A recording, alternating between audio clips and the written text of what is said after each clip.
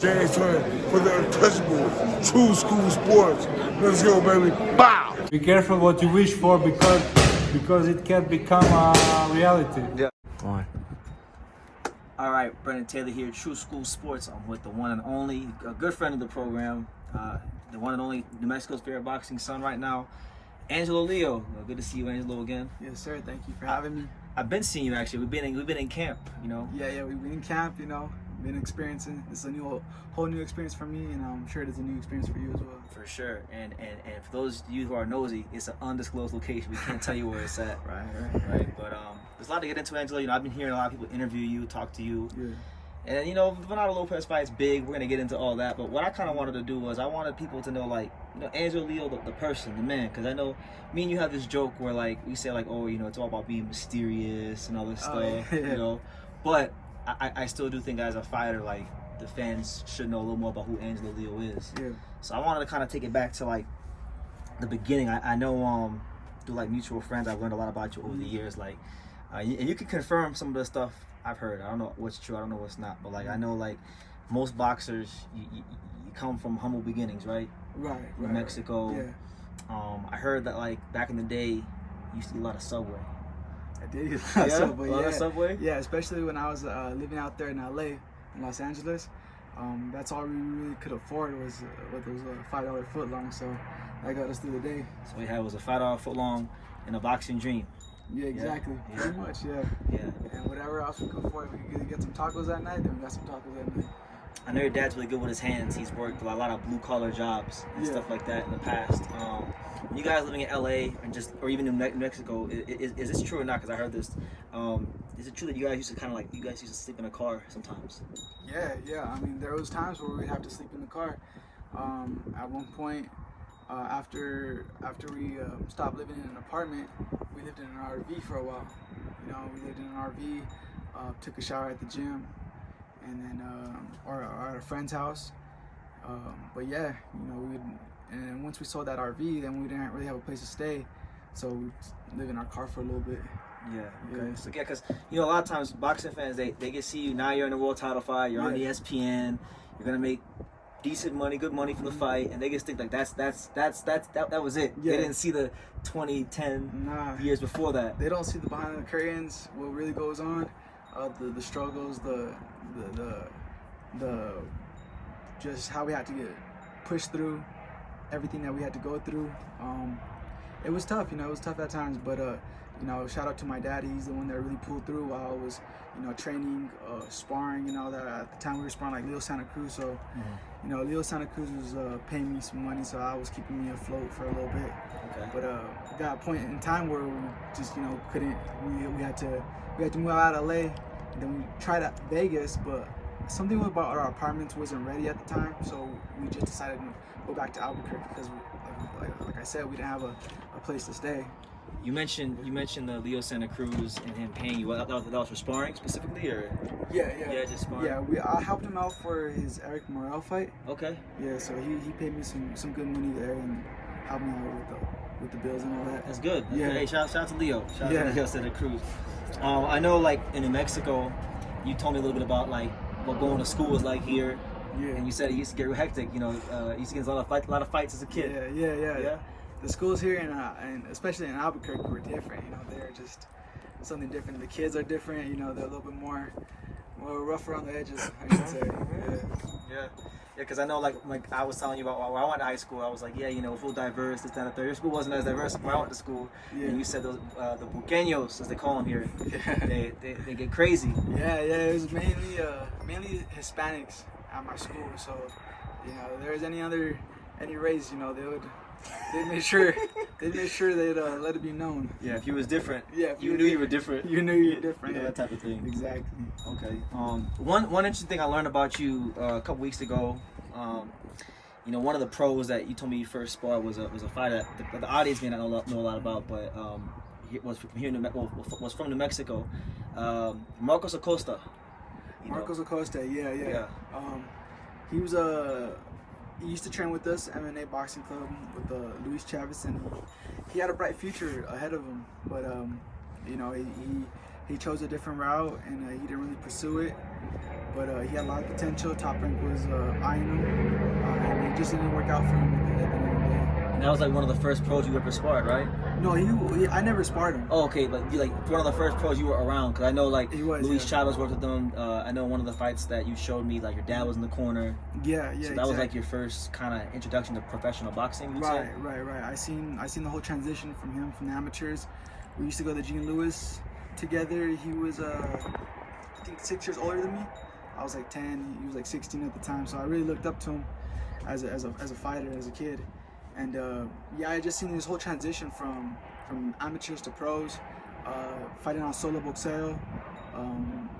You know, Top Rank really had an eye out for him, but at the end of the day, I think he lost his fight and he just got discouraged or something like that, and didn't really pursue it after that. Yeah, it's a lot of fighters, you know. And that's why like the ones that persist, such as yourself, who go through these trials and tribulations, you gotta give them their respect. Exactly. Persistence breaks resistance. That's a quote you like. Persistence breaks resistance. Yeah. Persistence breaks What does that mean? Because I've heard that stuff. Break that down for the people. Persistence breaks resistance. What does that mean?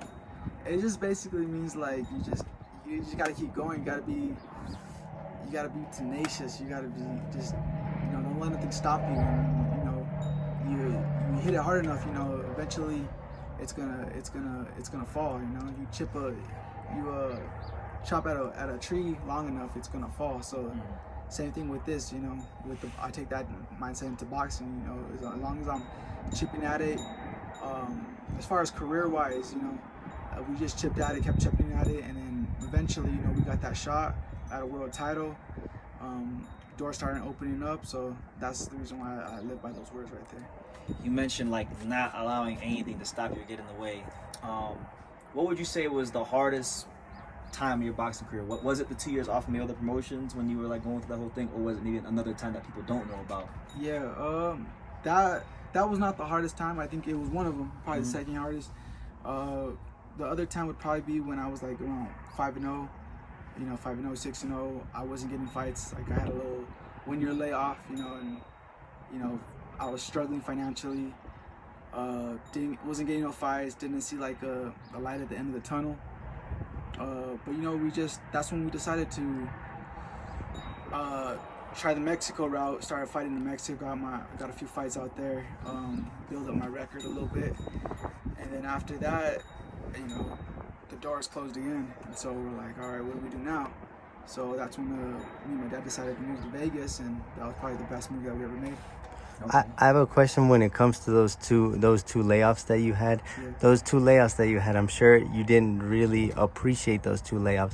But considering that these two layoffs, I feel like they led to a fight like this, does going back and looking at the layoff help you kind of appreciate and realize how important those layoffs were to get you to some point like this? Definitely. You know, I think those layoffs, a fighter like me, a person like me, just made me hungrier. You know, it just made me want it more. You know, a lot of people, it would discourage a lot of people if they had a 1 year layoff or 2 year layoff. But you know, I've always loved boxing. Boxing's always been a passion for me. So, you know, I always had a big dream of becoming a world champion. And you know, I wasn't gonna let nothing stop me from doing that. For sure. You mentioned how much you love boxing now. Like I've been in camp with you now for what, going on 3 weeks now. It's been some time. I feel like I've gotten to know you even more in camp than I did even previously. And I've known you for a couple years now.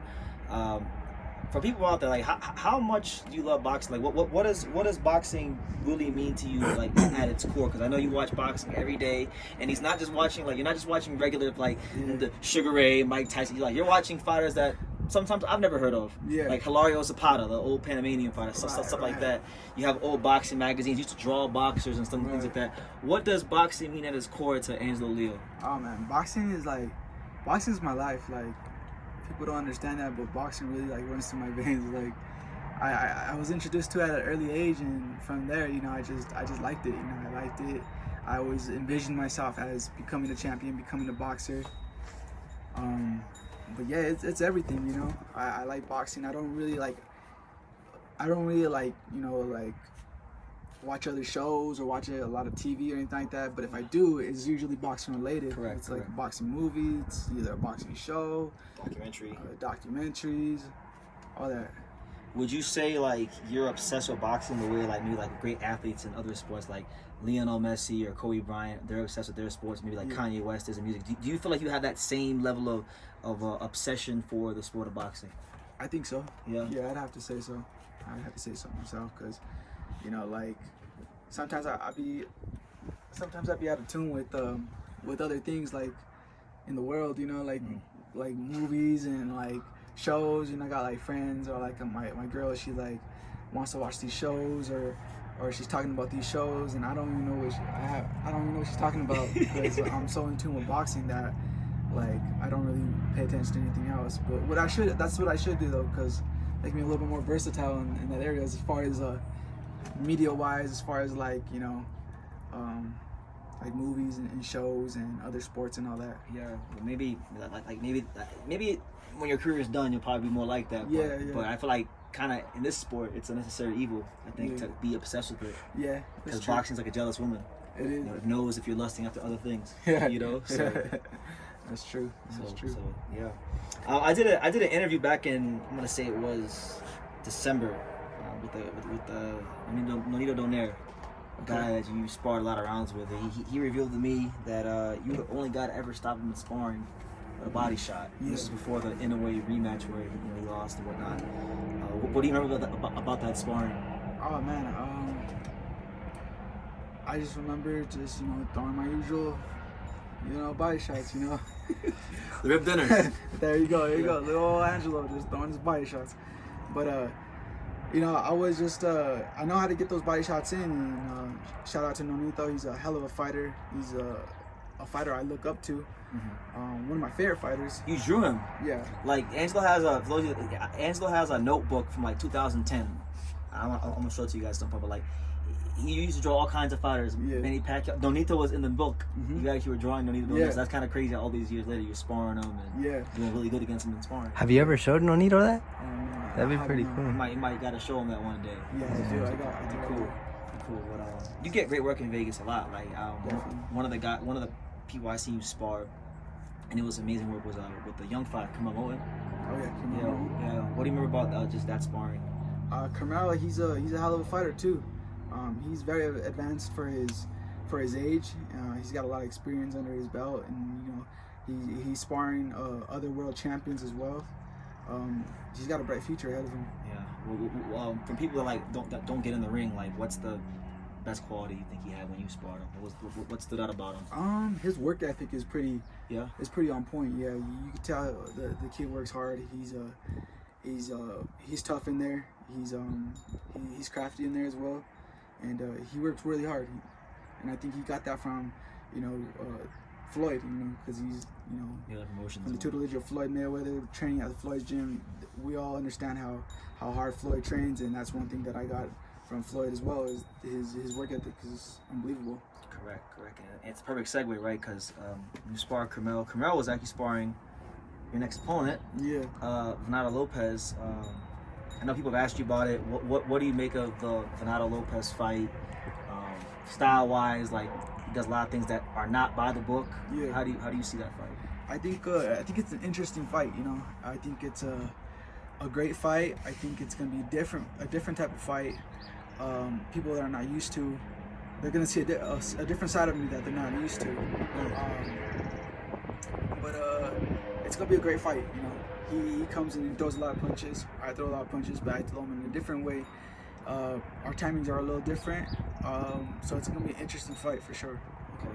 I'm gonna play devil's advocate for a second, because a lot of people may say, well, you know, Angelo Venado's just so strong and he punches so hard, and you know, on paper at least, you don't have the highest knockout ratio. Right. What do you bring to the table that's gonna dethrone a guy that people consider to be, right now at this moment in time, quite possibly the best featherweight champion in the world? Just my skill set. You know, I have a high IQ in the ring. I got a good chin. You know, and I got a lot of underrated qualities that will be shown that night. Yeah. Okay. And it's kind of coming full. It is coming full circle for you, because you've informed me many times that this fight's at Tinley Coliseum. When you were a kid, you came to Tinley Coliseum to watch Julio Cesar Chavez versus Ray Sanchez, which I've watched. It's a crazy fight. I haven't called the wrong fall on the undercard. How does it feel? Like, does it feel like you're in the middle of a movie right now? Like, pretty much. Yeah. I mean, it's like, it's really a dream come true, to be honest.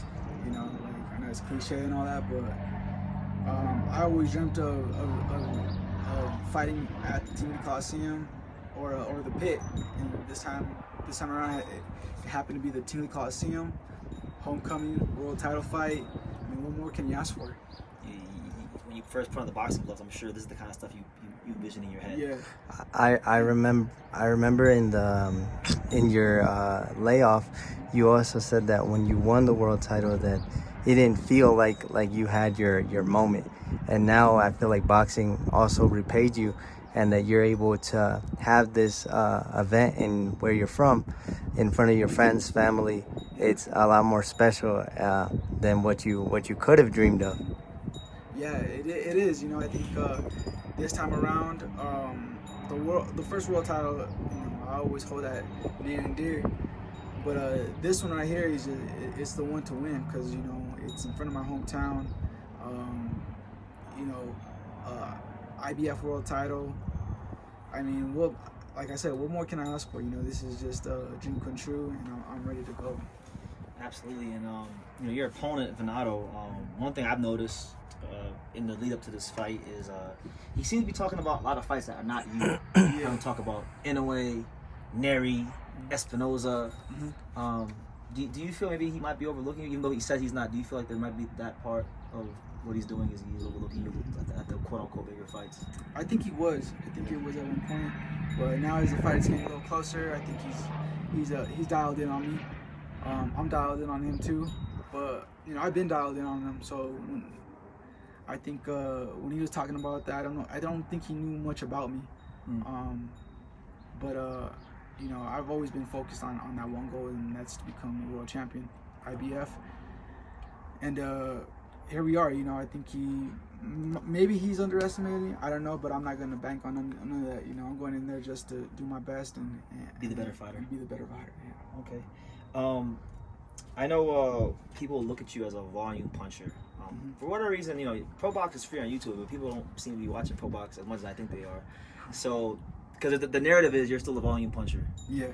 Is Angelo Leo more than just a volume puncher? Of course, you know, I showed a lot of different wrinkles in my fights. I think I can be a volume puncher. I can counter punch as well, but I just prefer the volume punch. You know?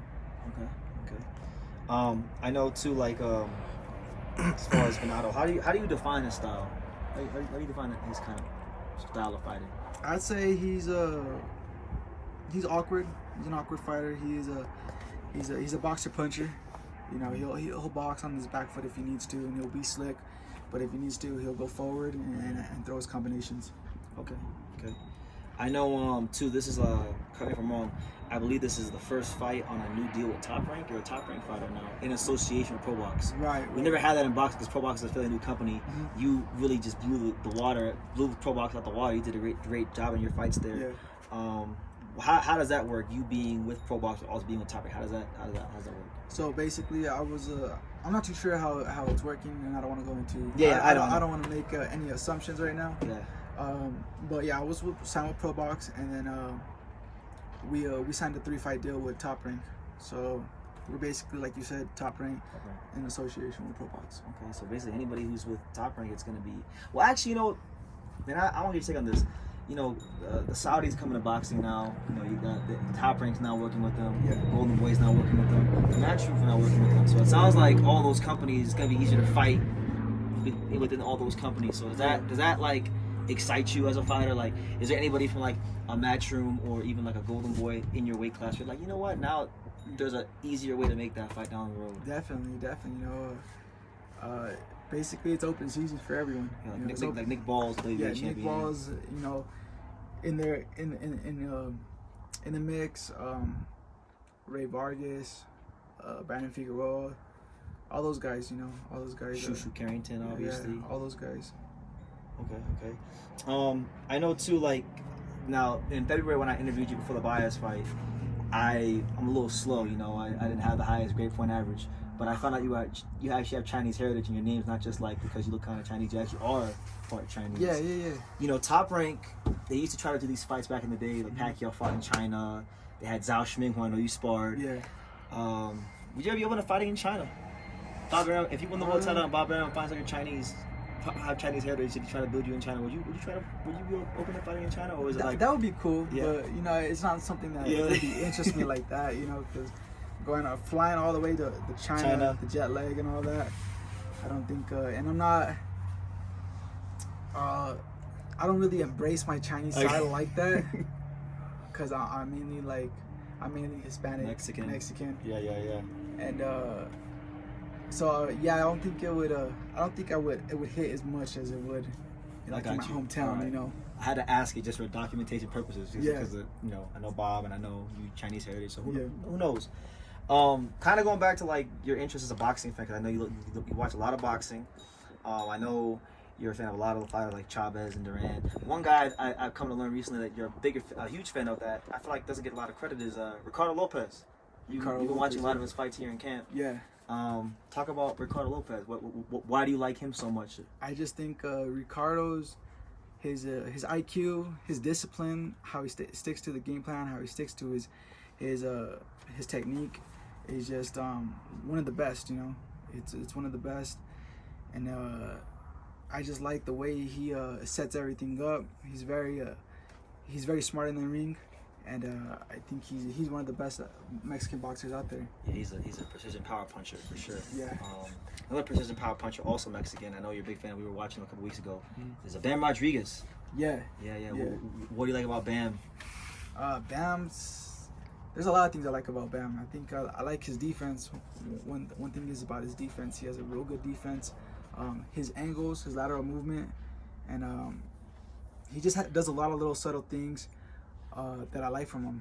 His feints, his head movement, and he's just real relaxed in there. And you can tell that he's real comfortable for his age in that ring. And that's he's in very advanced boxing IQ.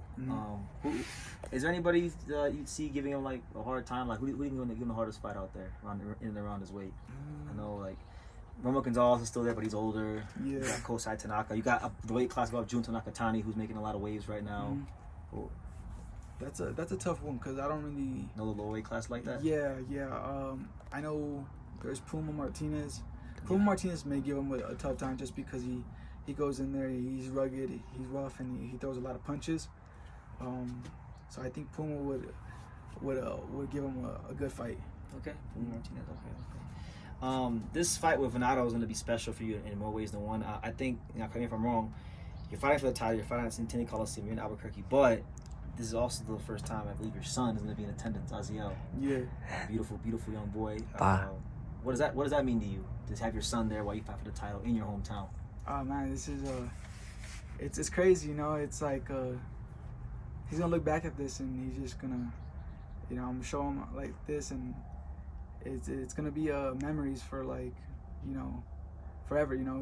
These are memories that we're making, and hopefully he looks back at these and he sees, wow, like he was really in this camp. That's why I got a lot of video, a lot of pictures of him, and it's a good feeling. It's a blessing for him to be here. He's definitely motivation in camp.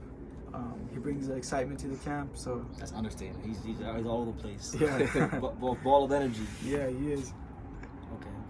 And then I've asked you about this guy so many times. I'll ask you again, man. Your father, man, Miguel. Yeah. Doesn't he's behind the scenes guy. Calm. Don't like the limelight like that. Just normal guy. But I want you to paint the picture, man, because I feel like boxing fans, like not just Miguel, but even like Luis Chavez, who's like the lifeblood of boxing, where you're from in New Mexico. What do those guys mean to you, and how are they as trainers? They're the backbone to the camp. They're the backbone. I'm just the one, taking out the orders. They're the ones, the ones in charge. Of course, I make up my own game plans too. I make up my own ideas and all that. But it's my dad, it's Luis Chavez, the ones that are really behind the scenes. Putting down the game plan, making sure, tweaking things and making sure I'm right in training. Everything's going smooth and things of that nature. Okay. And I know for Luis, this is a big fight for him because He's had 3 world champions in his career. Obviously, Danny Amaro, who was one of the hardest pound-for-pound punchers of the 1990s. Yeah. Yourself, and then you had the girl Trixie. I think Trina. She was a women's champion. I'll put her name in right on the bottom. But you could be his 4th world champion, you know. And you know, I know he whenever he speaks to me about you, his eye is always like just glowing with excitement. He really classes you highly. Yeah. What would it mean for you to get Luis Chavez his 4th world title? It'd mean everything, you know, because I know this is what really keeps Luis Chavez afloat is the boxing. And he actually said the other day, I'm sorry, that boxing is like his vitamins. yeah, He told the doctor that actually. He loves boxing. You know, he's been in the game since the 70s. You know, training and boxing, and he really knows his stuff. And I think, like you said, he's the lifeline of boxing here in New Mexico. And I think another world title will just solidify him in the history books. Yeah, and I think you know, it's just me, but I think he should be in the Hall of Fame. I think he's given so much to not just the New Mexico Hall of Fame, but I'm saying the International Boxing Hall of Fame. Canastota, because I feel like he's given so much to the sport, and anybody who has worked with him, like yourself or Danny Amaro, or knows him, like Marco Antonio Barrera, they know what a bright, sharp boxing mind he is, and the labor he's given to the sport. You know? Definitely. He's one of a kind, you know, and you know, I think boxing runs in his family. And I think he's just the best trainer out here in New Mexico. Okay. And last question, man. It's gonna be the most cliche one out of all of them, because you're gonna get this question your whole featherweight run is. And I've asked you this before. These are updated thoughts. What do you think about you and you know, the more mature, you know, stronger version of you now versus the monster in a way? And when and if that time does come? Yeah. That'd be a great fight. You know, that'd be a fight of you know, one for the books, you know, because I know Inoue, he's top pound for pound. I'm making my way up there, and I think a win over this fight against Venado will not solidify it, but it will get me in the mix. Yeah, get me in the mix and an inch closer to that fight, which is something that I want, just to, you know, prove to everyone and prove to the fans, you know, what kind of fighter I really am. No, for sure. I think that has a chance to be like one of the best fights in boxing. Yeah. Like him, he's really great at mid-range and an explosive, you know, sharp, you know, boxer, puncher. You have a lot of dimensions you bring to the table. I won't say all of them because, you know, August 10th, you got to tune in and find out. Yeah. But yeah, I just think it's a dynamic fight for boxing. You know, I have a lot of Japanese viewers, Angelo. A lot of times they come across these videos, and a lot of times the Japanese YouTube channels, they take my videos and they translate them into Japanese. Yeah. You got any message to maybe the fans in Japan that don't know about you yet, but they're gonna find out about you? No, I just tune in. You know, tune into August 10th. It's gonna be a great night of fighting, great night of boxing. Thank you all to all my Japanese fans. Arigato.